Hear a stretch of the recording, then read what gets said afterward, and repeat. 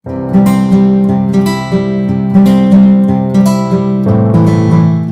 रट्टा मार के नहीं आती है लैंग्वेज। रट्टा मार के एक क्वेश्चन जो आपको आएगा वो एक टेम्पररी टाइम के लिए आपके दिमाग में रहेगा, आप भूल जाओगे।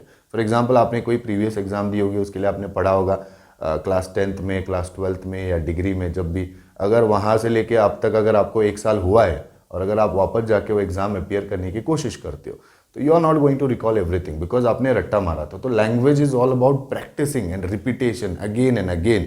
Hello everyone and welcome to my class by Vineet. तो चलिए करते हैं आज का वीडियो शुरू। आपको तो पता ही है, today is the second day. हमने कल से स्टार्ट किया था कुछ सेंटेंसेस पढ़ना, और वो जो सेंटेंसेस थे वो यूज टू के सेंटेंसेस थे। ठीक है, तो मैं ज़्यादा एक्सप्लेन नहीं करूँगा because if you are watching this video for the first time, please go and watch the previous video जो कि डे 1 से है। This is day 2। ओके, तो रेफरेंस के लिए मैं जो कल का फॉर्मेट था वो लिखूंगा और फिर आगे कंटिन्यू करूंगा। Okay, the yesterday's format was subject plus use to plus V1 positive. ये मैंने आपको बताया था, subject plus use to plus V1 positive कल। ओके, आज जो हम लेने वाले हैं ये नेगेटिव फॉर्मेट है इसका, जो कि मैंने आपको बताया था। Now I am going to put the number 2 because ये फर्स्ट है and this is already done yesterday. ठीक है, today's format the negative of the same is subject plus did not plus use to plus V1 negative.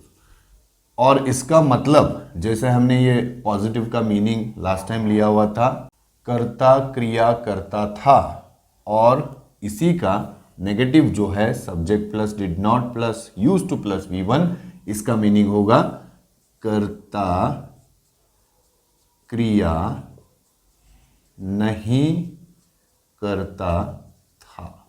ठीक है, if you have started learning this sentences ज़्यादा नहीं है, लेकिन एक एक सेंटेंस को ज़्यादा टाइम देना ज़रूरी है, that is for sure. Because the more you practice the more you become perfect, and automatically आप ये सेंटेंसेस जो है आपके कम्युनिकेशन में यूज़ करना स्टार्ट कर देते हो।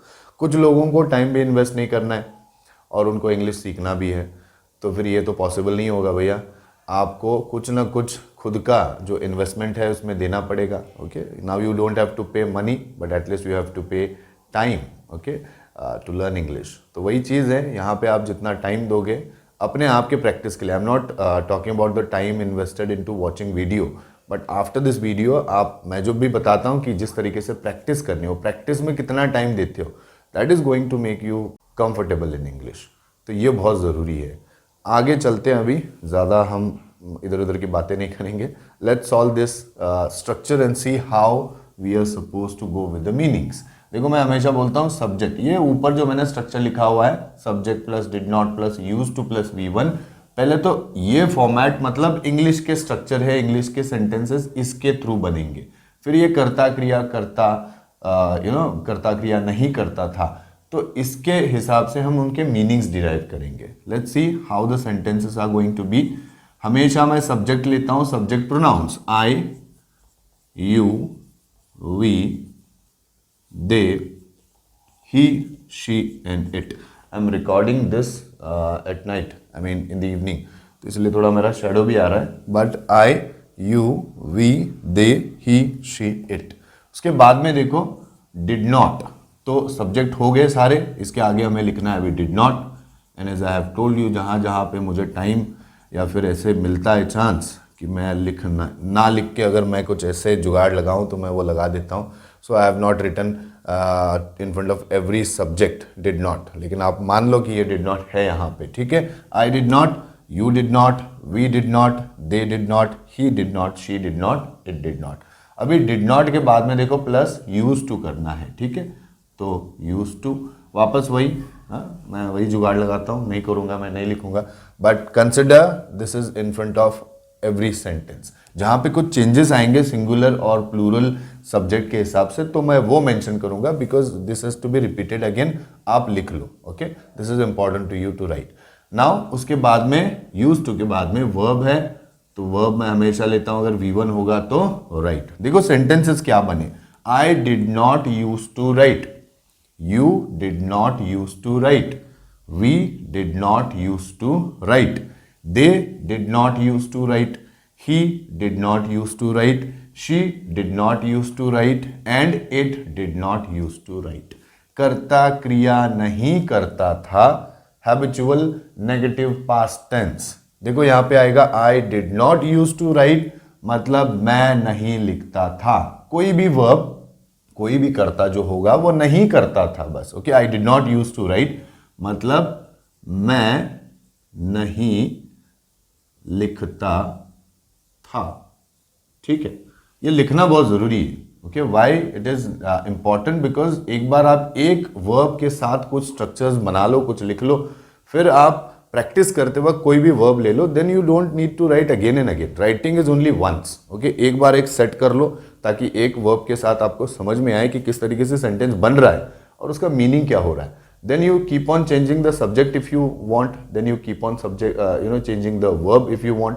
तो फिर वो अलग अलग मीनिंग्स के साथ आप बोल पाओगे अगर एक रेडी स्ट्रक्चर लिखा हुआ आपके सामने होगा तो चलिए देखो, you did not use to write मतलब तुम नहीं लिखते थे। चलो मैं पूरा ही लिखता हूं, तुम नहीं लिखते थे।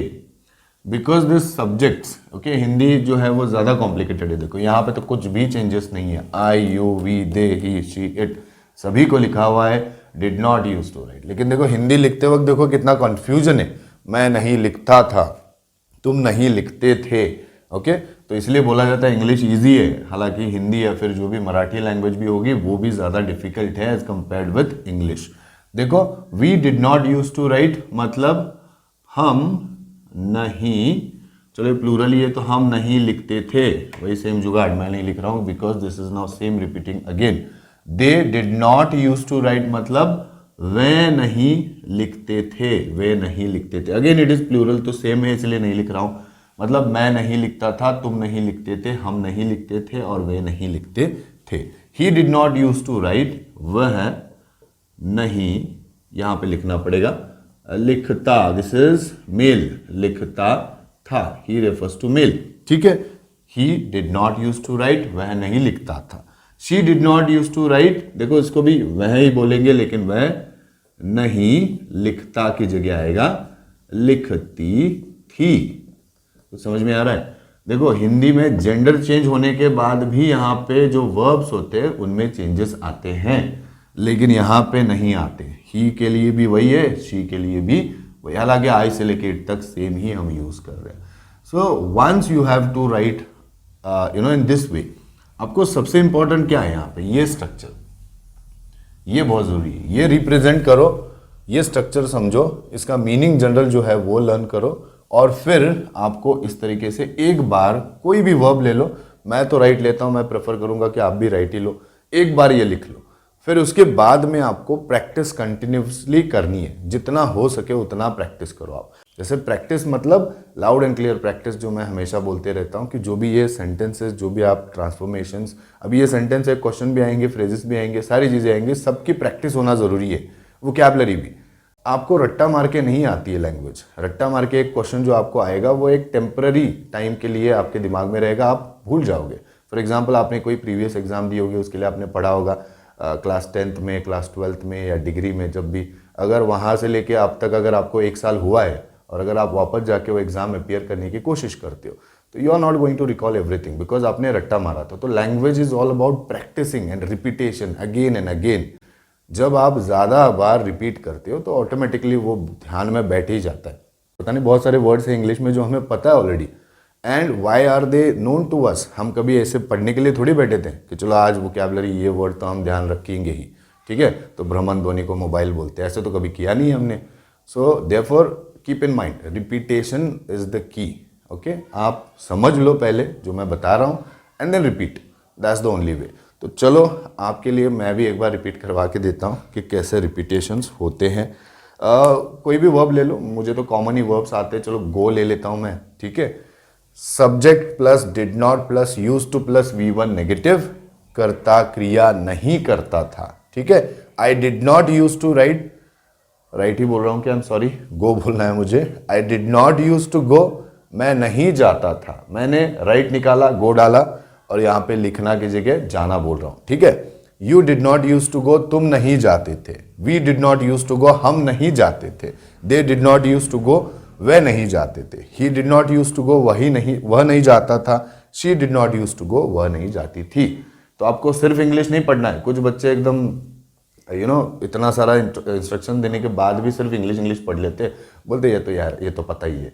No, your brain has to know what is the sentence and how it is going to be applied with the meaning. तो मीनिंग क्या है वो भी बहुत ज़रूरी है। तो इसी तरीके से प्रैक्टिस करो। 60 सेंटेंसेस है, लेकिन उसमें जब वैरायटी आ जाती है, जब बहुत सारे वर्ब्स, बहुत सारे सब्जेक्ट्स चेंज हो जाते हैं, तब ये हमें लगता है कि लाखों सेंटेंसेस हैं, ठीक है। तो इसीलिए आपको इस तरीके से प्रैक्टिस करना बहुत ज़्यादा ज़रूरी है।